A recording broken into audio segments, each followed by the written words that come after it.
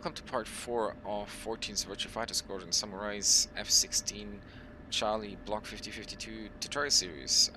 In part 4 today we will cover the comms section, which means we're talking about the radios, how to set channels up, how to set presets, and how to use the comms or the radios properly. Okay, first of all, what I want to show you is in the case of your radios, if your COM1 or COM2 are too loud, or not loud enough, maybe it's a different volume level. You have here the audio rotaries for your COM in volume. COM1, COM2, I guess this makes sense.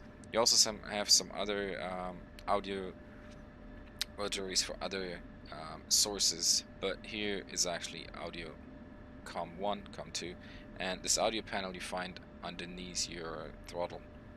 Okay. That's about it. We're not going to talk about the backup radio here today. We're talking about the COM1, COM2 channels, and therefore let's dive right into it. Okay, so COM1, COM2, you see these are the two buttons we will use for our comms in first case, or in general. And we will also have to put on our HOTAs at least 2 radio switches, or on our keyboard use 2 different radio switches to access radio 1 and radio 2. So as you can see, UHF radio is the AN-ACR165 64, sorry. So that's the UHF radio, which is actually COM1. Let's see, COM1 UHF.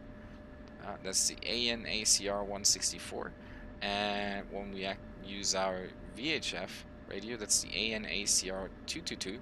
or triple deuce, and in this case the triple deuce is our COM2.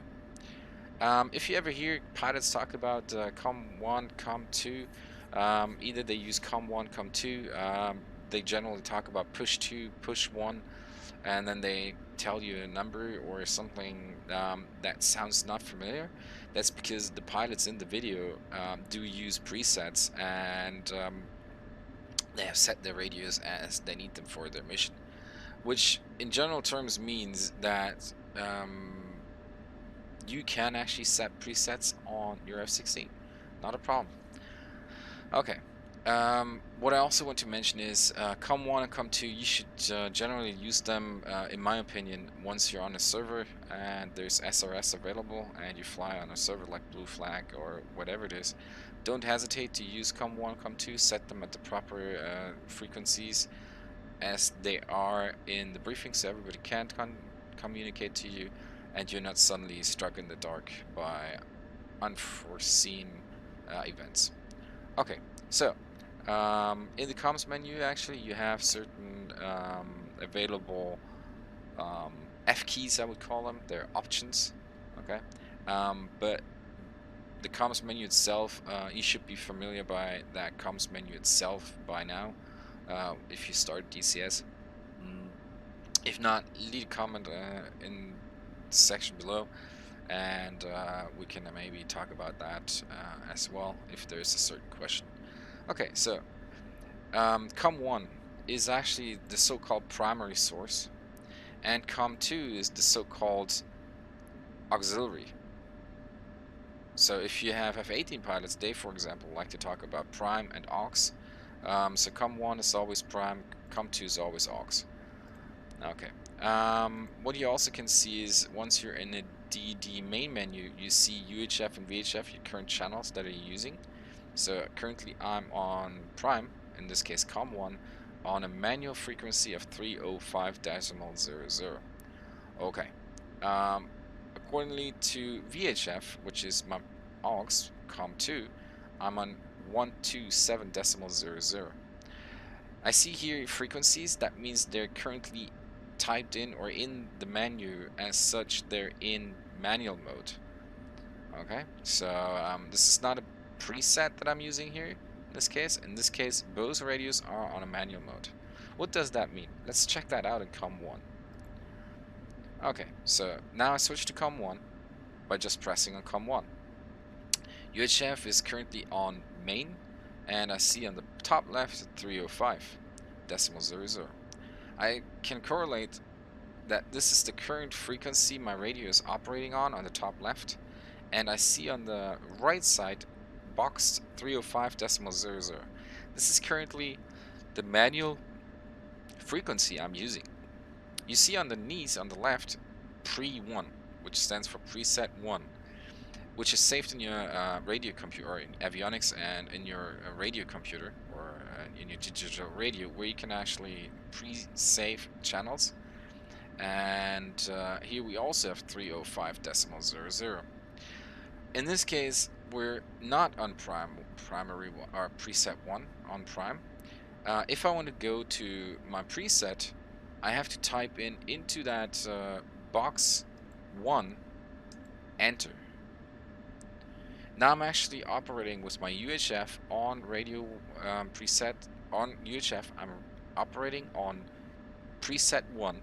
So that would be as if a pilot call number 2 or 2 push 1 to 1, which means, or push prime to 1, which would mean that you're supposed to use preset 1.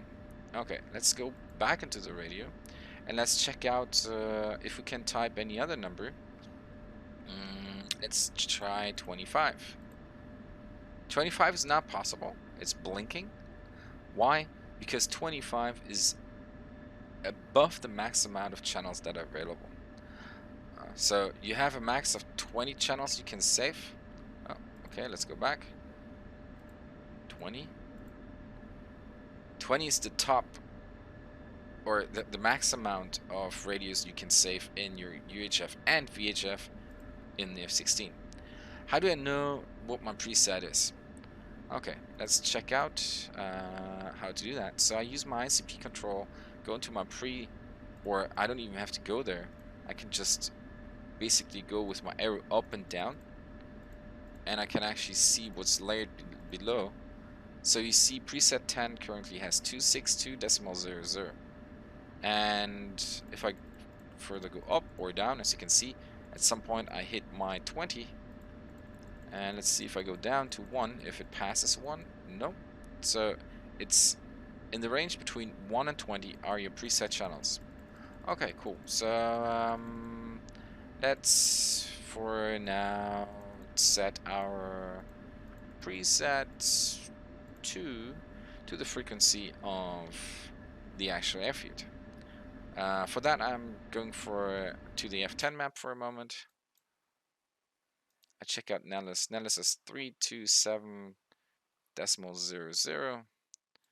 Okay, and let's set preset 2 to 327.0. 327. You can type in 00, but you don't have to. We can also just type in 327, enter.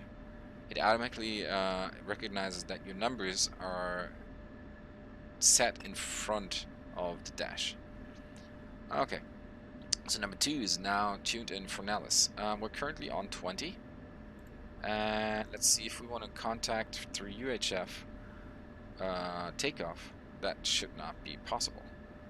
So in field 1-1, request takeoff. We should not get a return from tower. It's silent right now. Okay, it is. And to actually be able to go to or to talk to the tower, I can either manually type in now 327.00 or just 327, or I can just go into my preset number that I set for myself, say enter. Now I'm 2 UHF. We know UHF is 327.00. Let's do it again. In field 1-1, request takeoff.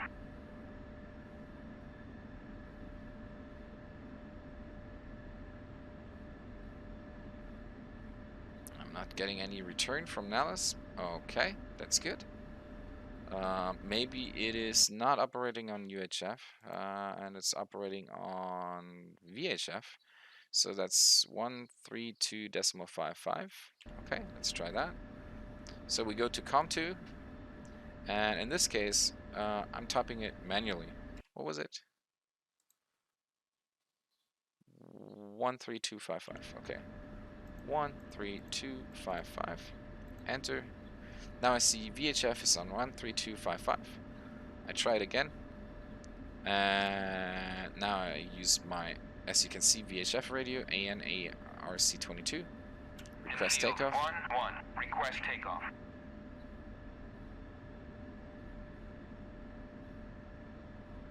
Analyst does not want to talk to us today. That's great. Well, it is what it is. So basically, this is the general overview of your radios. As you can see as well here, also VHF has preset channels, and this is very straightforward. You can also monitor guard and UHF at the same time on COM1. That's one last bit to the radios. If you set and use the ICP control switch to change your UHF in terms of both, so you just go for sequence, your main and both. Both means you're actually now listening into your UHF frequency that you set, whatever it is. If you're using a preset or if you're using just a manual channel, does not matter. And you're also currently monitoring 243.00, which is the general worldwide guard frequency. So you're monitoring guard and your main frequency on UHF. Okay, that's about it to the radios. If there are further questions, let us know, and we will try to answer them. Thanks.